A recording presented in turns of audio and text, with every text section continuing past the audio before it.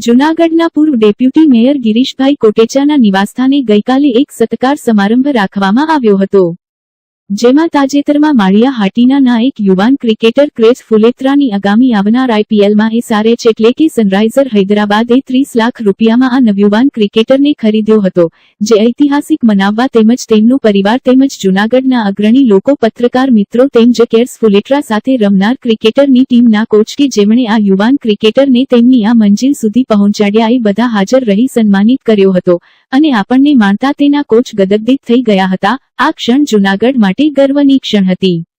આ ક્ષણને વધાવવા જૂનાગઢના લોકો તેમજ અન્ય મહાનુભાવો મોટી સંખ્યામાં હાજર રહ્યા હતા।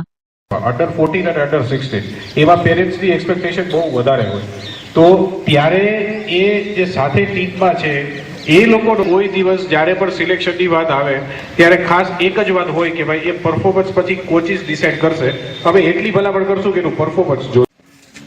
ભાવેશભાઈ, સુમિતભાઈ, આ બાજુ આવો।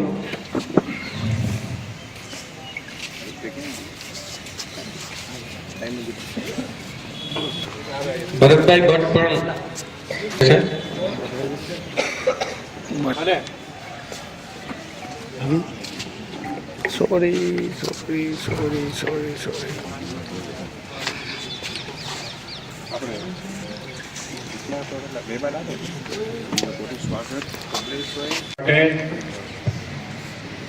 આ એક એવો દિવસ છે કે આજે જ્યારે શરૂઆત કરી હતી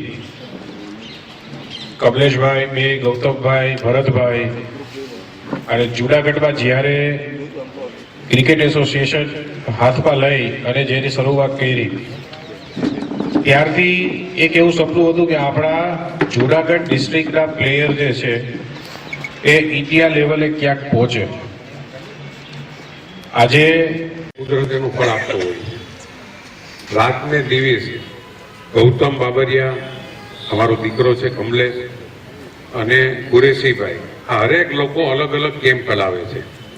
બધા સૌરાષ્ટ્ર ક્રિકેટ એસોસિએશનમાં અંડર 16, અંડર 14, અંડર 19 ઓપન આ ટુર્નામેન્ટમાં ટોટલ પારદર્શકતાથી સિલેક્શન કરવામાં આવે છે, ત્યારે જ આજે એનું આ રિઝલ્ટ મળ્યું છે।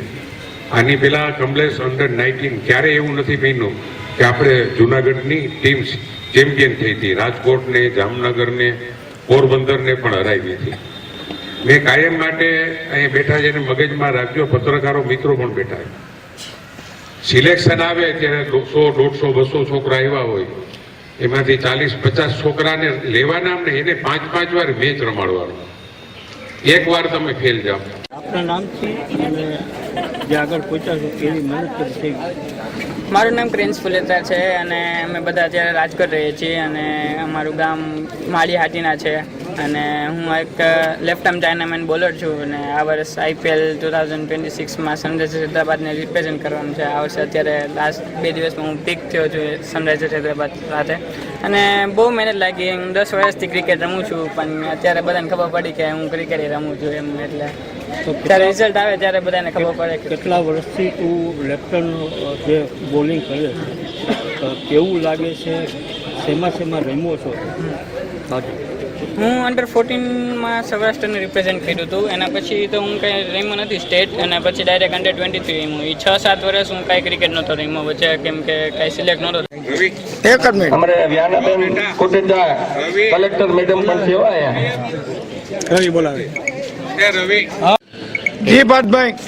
જૂનાગઢ ક્રિકેટ એસોસિએશન અને જૂનાગઢ ડિસ્ટ્રિક્ટ માટે થઈને ખૂબ મોટી ગૌરવની વાત છે।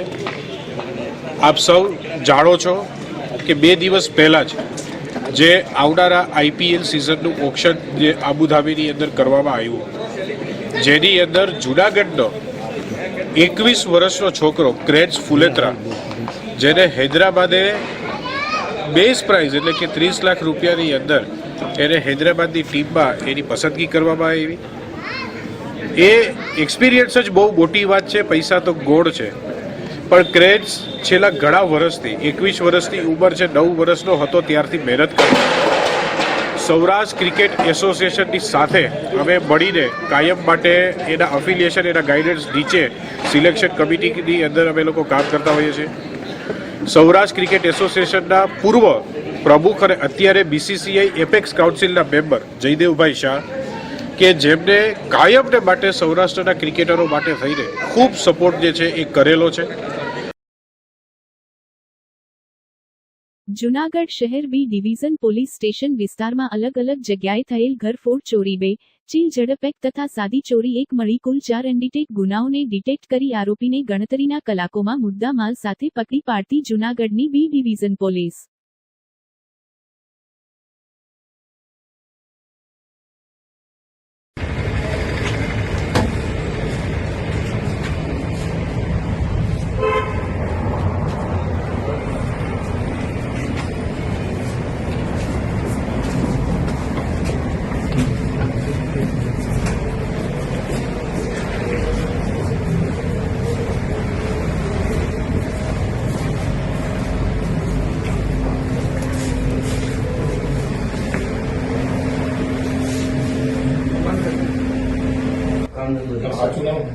સભ્ય સુલેમાન આલમ.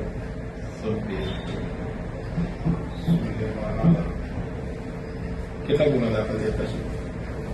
7 બધા લોકો નહીં, મારા મોબાઈલ પછી લઈ વેચે કે મોબાઈલ કોઈ બી લઈ લે છે, કોઈ બી લે 1500 રૂપિયા. 1500 બનાવ બનીને પહેલા કોઈ ચોરી કરી નહીં.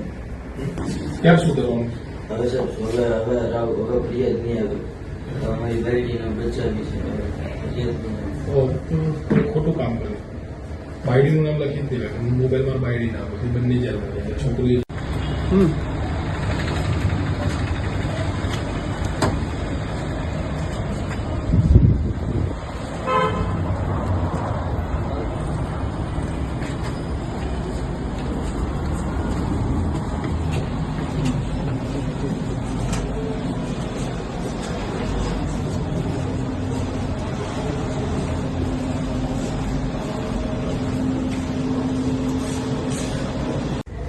પ્લીઝ.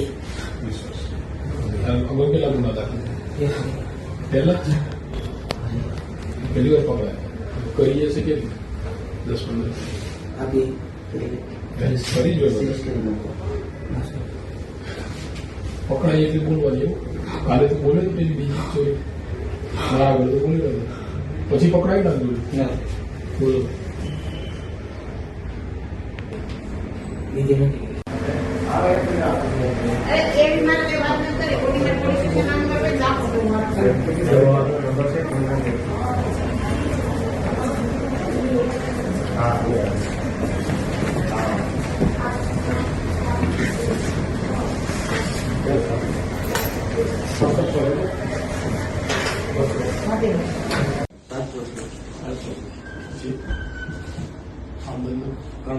સાચું નામ સભ્ય સુલેમાન આલમ.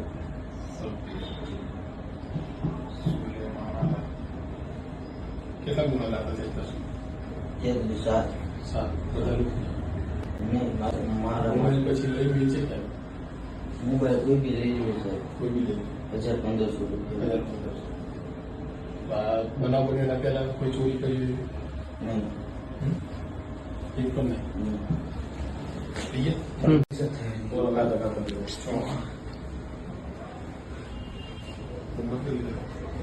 પ્લીઝ.